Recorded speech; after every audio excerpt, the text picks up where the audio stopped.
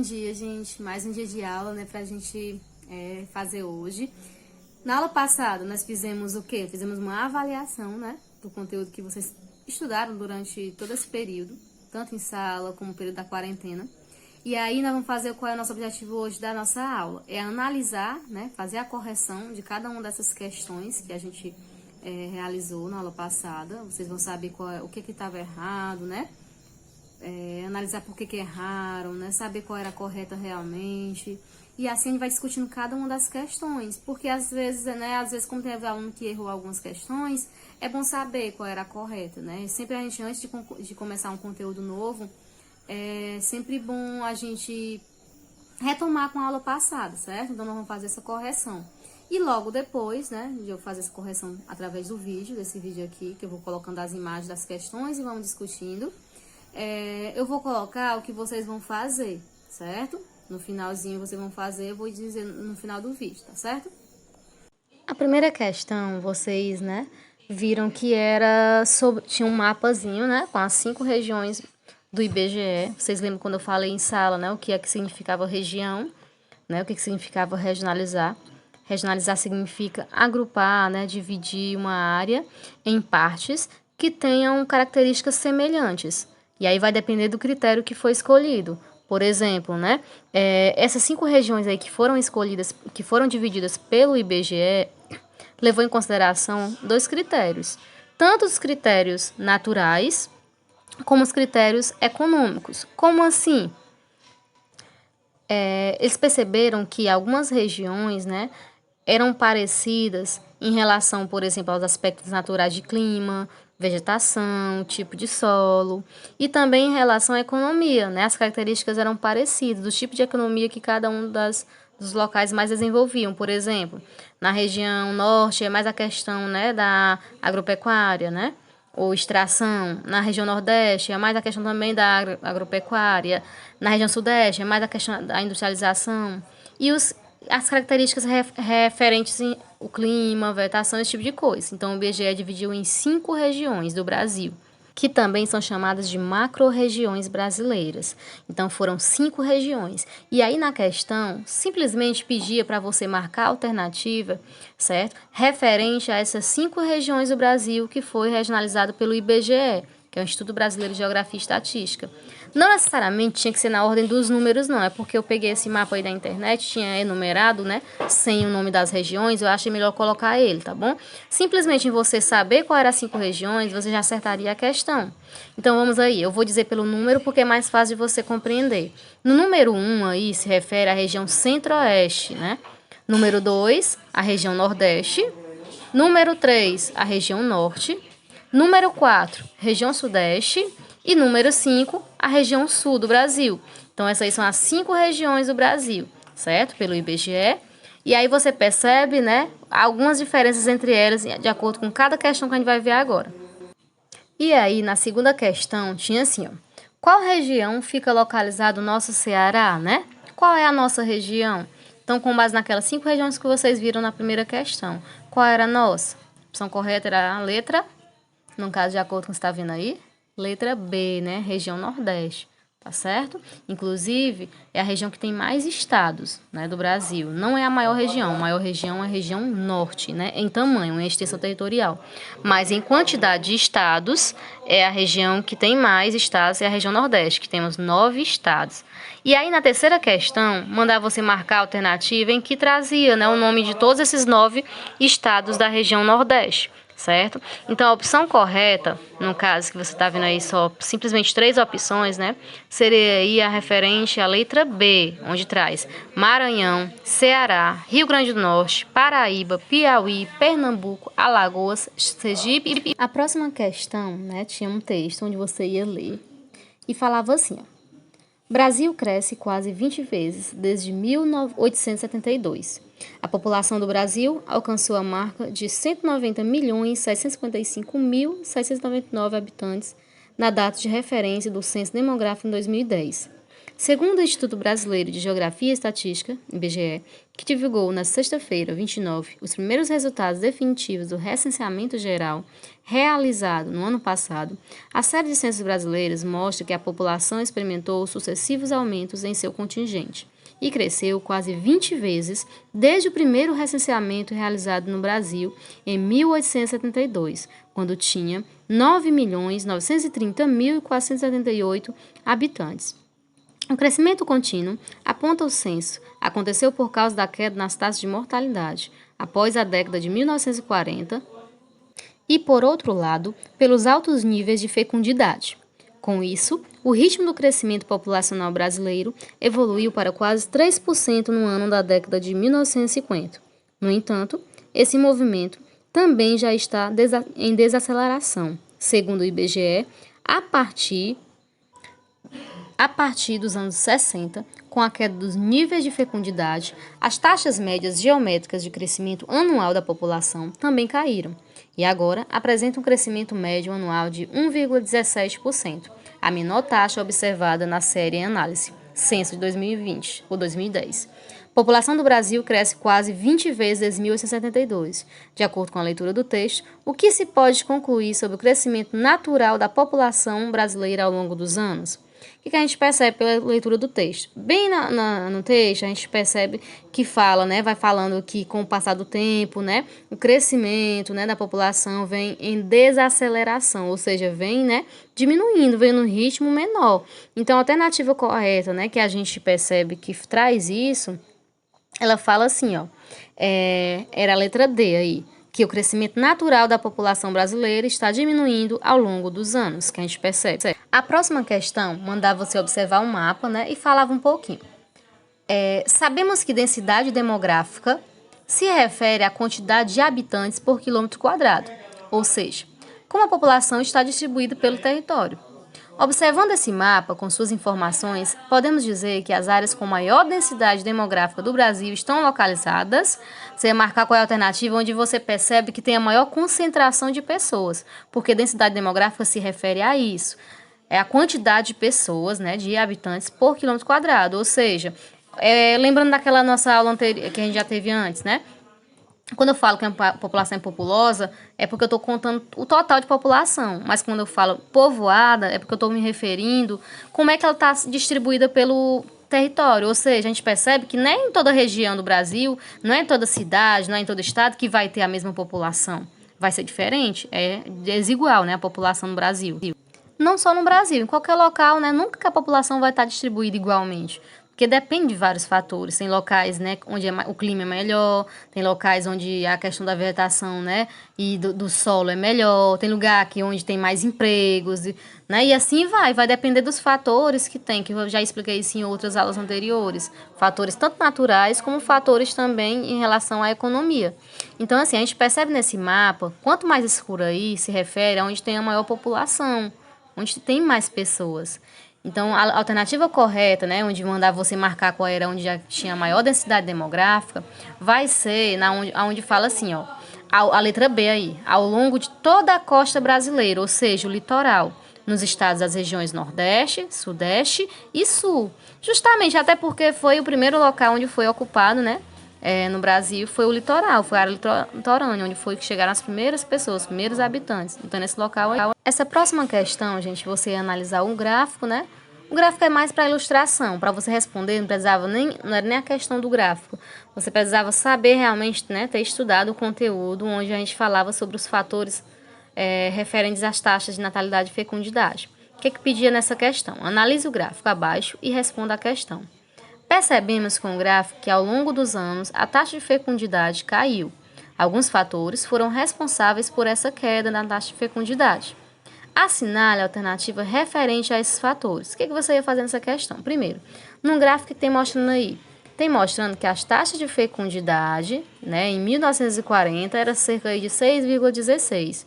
Em 2010, né, já estava aí 1,90, ou seja, caiu bastante a taxa de fecundidade. E o que é, né, taxa de fecundidade? Taxa de fecundidade, ela se refere a uma média, né, de filhos que a mulher tem na sua idade reprodutiva. Na sua idade reprodutiva, né, de 15 a 49 anos. E aí, gente, o que é que você ia fazer nessa questão? Você ia dizer que fatores você acha, né? Com base, é claro, nas nossas aulas, com base no estudo que vocês fizeram, que fizeram as mulheres ter diminuído essa taxa de fecundidade. O que foi que diminuiu? Né? Quais foram os fatores responsáveis por isso? Vocês lembram que a gente estava falando em sala? Primeiro, no caso, vocês iam marcar aí a questão, a letra correta seria a letra, vocês sabem me dizer? Seria a letra A, quando fala assim, maior participação das mulheres no mercado de trabalho, uso de métodos contraceptivos e um maior custo de vida. Porque, assim, a partir do momento em que as mulheres começaram a trabalhar fora, é claro, né, como é que elas iam ter tanto tempo assim para cuidar, né, dos filhos? Justamente quando elas saíram lá do campo, foram para a cidade, então elas tinham que também trabalhar porque o custo de vida era muito elevado, né? Então isso também contava muito, certo? E também, é claro, principalmente a questão do uso de métodos contraceptivos, certo? Então isso foram fatores que foram responsáveis pela diminuição na taxa de fecundidade e também nas taxas de natalidade, que é diferente, né? A taxa de natalidade se refere à quantidade de pessoas nascidas vivas a cada ano, né? A cada 1.000 habitantes, por exemplo, certo? É a taxa de natalidade. No geral, eles contam, né? Fazem um censo com a contagem de quantas pessoas nasceram num país a cada ano, né? De cada 1.000 habitantes, certo? Já a fecundidade é a média de filhos por mulheres. Então, seria a letra A e a alternativa correta, certo? Nessa questão aí, de acordo com a saída e chegada de pessoas em um lugar, elas podem receber denominações como, por exemplo, imigrantes ou emigrantes. Observe o texto abaixo. Suponha que uma família brasileira queira migrar para Portugal. Para o governo brasileiro, essas pessoas serão denominadas de, há um tracinho, né, número 1. Mas, para o governo de Portugal, essa família será conhecida como, tracinho e entre parênteses, número 2. Assinar a alternativa que corresponde corretamente a essas lacunas, respectivamente. Aí tinha, né, letra A, 1 imigrante, 2 imigrante, né, de acordo aí com os espaços.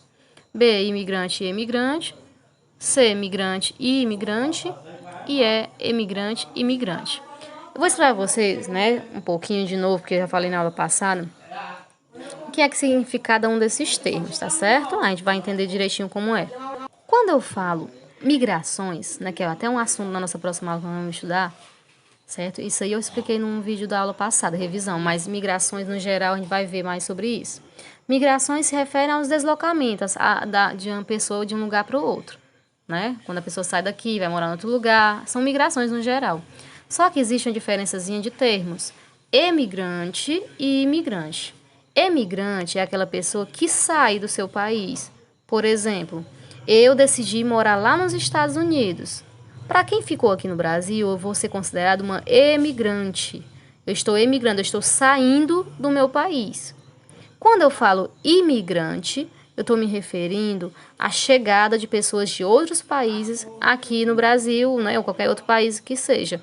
Chegaram pessoas, né, lá do Japão para cá, elas são consideradas para a gente imigrantes, que elas estão chegando aqui no nosso país. Então, quando pergunta assim, né, para o governo brasileiro, essas pessoas serão nominadas de quê? De imigrante, porque está saindo daqui. E para o governo português, será considerado, então, um imigrante, porque está chegando lá, certo? Então, a alternativa correta seria a letra A, imigrante e imigrante.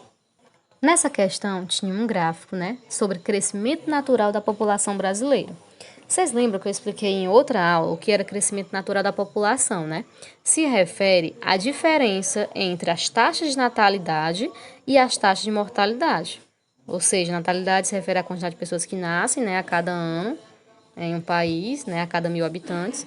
E mortalidade é a quantidade de pessoas que morrem a cada ano, né, e a cada 1.000 habitantes também. Essa diferença da taxa de natalidade para a taxa de mortalidade é o que se refere ao crescimento natural, certo? Ou seja, é como se fosse a taxa que está crescendo a população naquele país. Vamos dizer, supor que em determinado período do ano, vamos aqui utilizar o exemplo mesmo desse gráfico que está sendo mostrado. Em 1920, né, mostrava aí que as taxas de natalidade eram cerca de 45%, certo? Já em 1920, já a taxa de mortalidade nesse mesmo período foi, né, se você analisar aí, ó, que é a outra linhazinha mais cinza de baixo, né, é 25%. Então, vamos aí supor, 45, né? É a porcentagem. Aliás, ali a natalidade não era nem 45, não, era 44, né? Não estava 45, não. Menos 25 da taxa de mortalidade, deu cerca de 19%. Esse 19% aí, que é o que está pintado, preenchido aí de cinza, tá vendo? O que está no meio se refere ao crescimento natural, que é tipo a diferença mesmo entre a taxa de natalidade e a taxa de mortalidade. Então, era 19%. Essa aí era a taxa de crescimento natural do Brasil naquele período. E o que a gente percebeu ao longo dos anos, né? Até eles colocaram a projeção para 2020, que esse gráfico não foi feito em 2020 agora, não. Foi há um tempo atrás, né? Só que eles já tinham uma projeção para 2020. A gente percebe que ao longo do tempo está havendo o que nesse gráfico aí? Está havendo uma diminuição na taxa de natalidade e na taxa de mortalidade, né? Justamente porque em relação à natalidade a gente percebe o quê? Fatores como a mulher no mercado de trabalho, os métodos contraceptivos, planejamento familiar, tudo isso fez com que diminuísse a taxa de natalidade, né? E a taxa de mortalidade devido aos avanços na área da saúde, uma alimentação mais saudável, né? Tratamento de doenças, esse tipo de coisa. Então, isso fez com que também diminuísse a taxa de crescimento natural, que é essa parte de cinza que está pintada, né? Entre as duas linhazinhas, natalidade e mortalidade. Então, vai diminuindo também. Então, a gente percebe que está havendo a diminuição no crescimento natural da população do Brasil. E aí, mandar você marcar, né, a alternativa correta em relação à análise desse gráfico. O que a gente percebe? Na letra A dizia assim: crescimento natural da população brasileira cresceu entre as décadas de 1960 e 1980. Você acha que entre 1960 e 1980 o crescimento natural cresceu?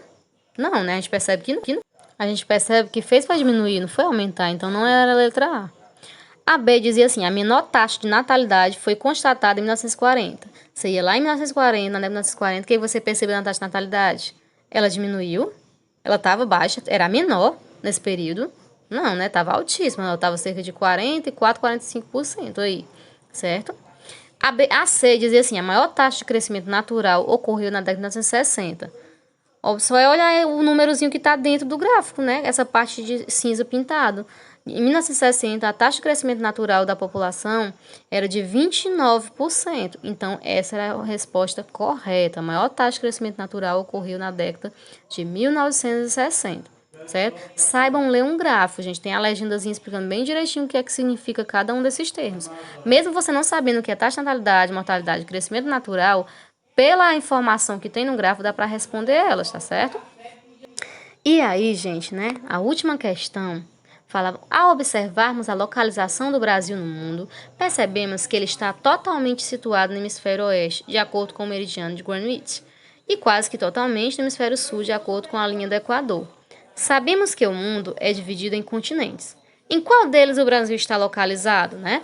Então, você é só simplesmente dizer qual é o nosso continente. Então, essa aí seria a letra C, né? América. Lembra que a gente estudou sobre a localização do Brasil?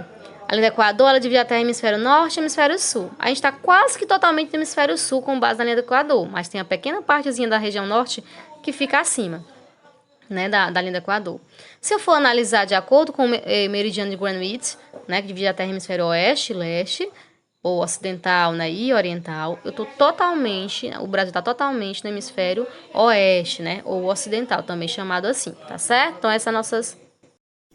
E agora, gente, vou enviar para vocês um material em PDF, né, um texto, que é sobre o nosso conteúdo da nossa próxima aula, certo? Que se refere à questão das migrações. O que vocês vão fazer? Como vocês não têm livro, eu vou estar postando esse PDF, né, esse texto. Vocês vão fazer a leitura desse texto e vão elaborar 2 perguntinhas.